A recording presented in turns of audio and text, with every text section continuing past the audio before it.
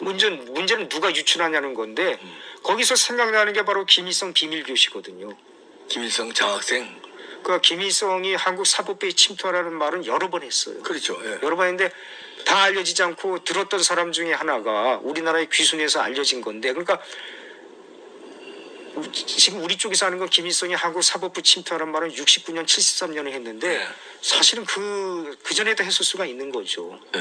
그러니까 우리가한테 알려진 거는 73년의 비밀교시인데 그거잖아요. 애들 데모 그만시키고 사법시험 합격시켜서 판사 검사 만들어라. 그렇죠. 예. 그 이제 그러면 그때 이제 말하자면 그 어떤 공작에 의해서 사법 시험을 그러니까 수령의 교시는 목숨을 걸고 실천해야 되지 않습니까?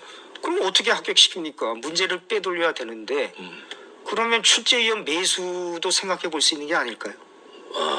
출제위원은 보통 법대 교수라고 봐야 되지 않습니까? 네. 그러니까 평소에 매수할 수도 있죠. 꼭 그 순간이 아니라 평소에 뭐 맨날 북한이 매수하는 수법 굉장히 유명하지 않습니까? 뭐 북한에 간 사람들 얘기도 있고 네, 미인계 쓰고 돈하고 여자 뭐 이런 돈 여자로 이렇게 약점도 잡고 그런 가능성도 생각해 볼 수 있어요. 가능성을 이제 합리적으로 의심하시는 거. 왜냐하면 너무 단기간에 합격하겠다고 터무니없게 목표를 정하고. 아니 문재인도 근데 사법시험 1차 그러니까 행정고시 1차보다는 사법시험 1차가 더 어렵습니다. 과목이 더 많으니까. 그렇겠죠. 예. 과목이 더 많으니까. 근데 그 문재인도 자서전에서 말했는데 3학년 겨울방학 때 쳐서 1차 합격했다고 말했거든요. 예. 근데 그 3학년 이제 겨울방학 전에 3학년 2학기 때는 데모하다가 막 붙들려서 막 경찰서 끌려가고 구리도 살고 했거든요. 그래서 그걸 보니까 문재인이 공부했어도 한 달이 어려운데 합격한 거예요. 문재인도 그런 능력을 보여주더라고요. 문재인과 노무현은 초능력자다. 아니면 초능력자 아니면 뭔가 시험에 대한 공정성 내지는 비리가 있었다고 이렇게 의심을 하는군요. 그러니까 말하자면 북한의 김일성 교시에 따라서 공작원들이 과연 문제를 유출을 했느냐 안 했느냐 그것도 생각해봐야 되고 네. 유출했으면 누구를 합격시키냐가 문제죠. 아무나 합격시킬 수는 없는 거 아닙니까? 생각해 볼 수 있는 게 예를 들면 빨치산의 유자녀 한국이 좌익으로 그 옥살이 했던 사람들의 자녀가 대학생이나 이렇다면 그 사람들한테 문제를 가르쳐줘서 합격시킬 수도 있죠. 그 다음에 뭐 반정부 말하자면 이제 빨간 쪽에 피가 땡기는 예. 그런 사람을 픽업해서 이 사람을 합격시켜야 되겠다 이제.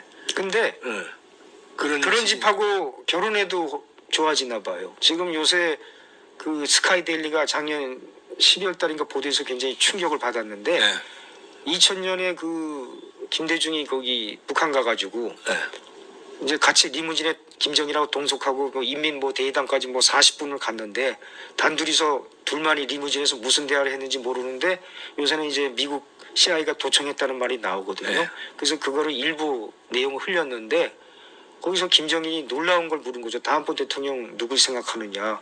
그러니까 김대중이 하나갑이나 정동영 생각한다고 하니까 김정일이 노무현으로 하시오라고 한 거예요. 그게 자료에 나옵니까? 스카이데일리 작년 보도에서 유명하죠. 그러니까 김대중이 반박하거든요. 뭐 청문회 스타이긴 한데 뭐 생각보다 지명도도 없고 뭐 경상도고 하니까 김정일이 하는 말이 아니 그 아비는 전남 강진 출신이고 출신 성분도 좋고 뭐 이런 말을 하니까 김대중이 어떻게 나보다 더 잘 알지 하고 놀랐다는 거죠. 근데 거기서 출신 성분이 좋았다는 거는 권양숙과의 결혼을 의미하는데 권양숙 부친인 권호석이 사상범으로서 좌익으로서 옥살을 한 사람이에요. 그게 이제 유명하죠. 그래서 내가 뭐 그런 뭐 마누라를 버리라면니까 뭐 그런 것도 나왔잖아요. 근데 그게 이상한 게 빨치산 정력이 나오니까. 그 권호석은 사실은 사형감인데 이 사람이 맹인이기 때문에 죽이지는 않았고 아마 무기징역 정도 받은 것 같아요. 그래서 대충 50년에서 옥살에다가 56년 이제 맹인이고 하니까 또 건강 나쁘니까 잠시 석방이 됐어요. 그래서 한 5년 정도 석방 상태였다가 장면 정권이더라고요. 61년에 다시 체포됐다 해서 난 5.16 나고 체포된 줄 알았는데 61년 3월 달에 장면 정권이 다시 형 집행 정지가 아마 취소된 거겠죠. 그래서 61년에 다시 투옥돼서 70년 1월 마산교도소에서 옥사할 때까지 10년간 전향을 거부했어요. 전향을 거부하고 옥사했으면 북한에서는 혁명 열사죠. 뭐 혁명 열사죠. 대단한 열사죠. 예, 대단한 열사인데 근데 문제는 바로 그 옥사한 때하고 노무현이 제대한 때가 같은 달이거든요. 같은 달이에요? 예, 71년 1월에 옥사하고 노무현은 70년 1월 달에 제대했으니까. 어. 그러면은 권양숙은 초상을 부친상을 당한 규수가 되거든요. 그러네요. 근데 상식적으로 부친상을 당한 규수가 6개월도 안 지났는데 남자가 쫓아다닐 수 있습니까? 같은 동네 이렇게 아는데 뭐 첫눈에 뿅 가서 뭐 그런 거 저런 거 안 가리고 쫓아다녔나고 뭐 칩시다. 그럼 아니 근데 6월 달에는 또 조부상도 있었어요. 권양숙 예. 씨가. 그러니까 자기 부친이 1월 달에 먼저 죽고 6월 달에는 조부상.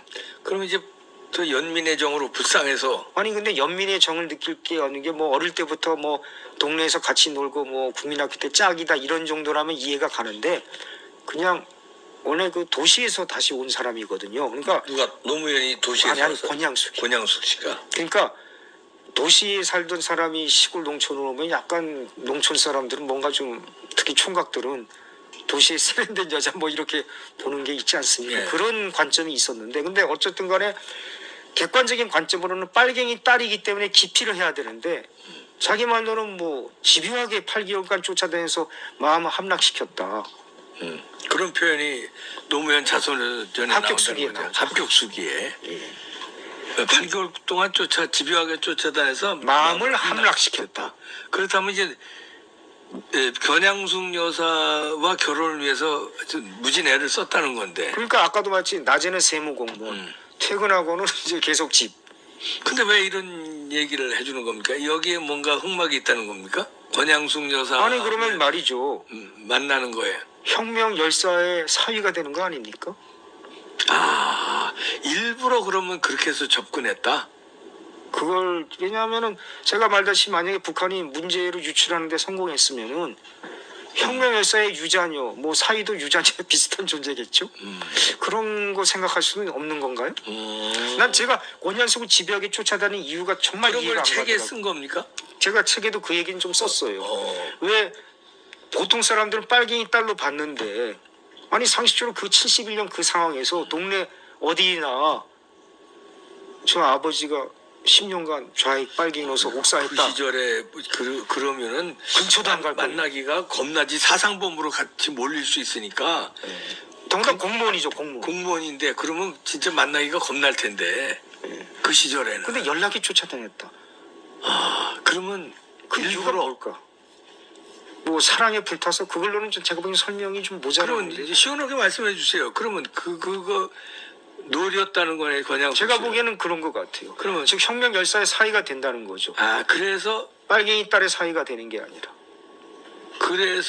이제 사법시험을 합격하게 그렇게 된다는 거예요? 근데 이게 또 있어요. 문제 유출이라고 해서 아무나 합격할 수 있는 건 아닙니다. 왜냐하면은 1차는 오지선다거든요. 그러니까 오지선다는 솔직히 국민학생도 예를 들면 헌법 1번에 2가 답이다 뭐 이런 식으로 외우면은 국민학생도 합격을 할 수 있어요. 근데 2차는 논문형이거든요. 예. 뭐뭐에 대해서 논하라. 이거는 문제를 알아도 법률에 대한 지식이 없으면 쓸 수가 없죠. 그러게.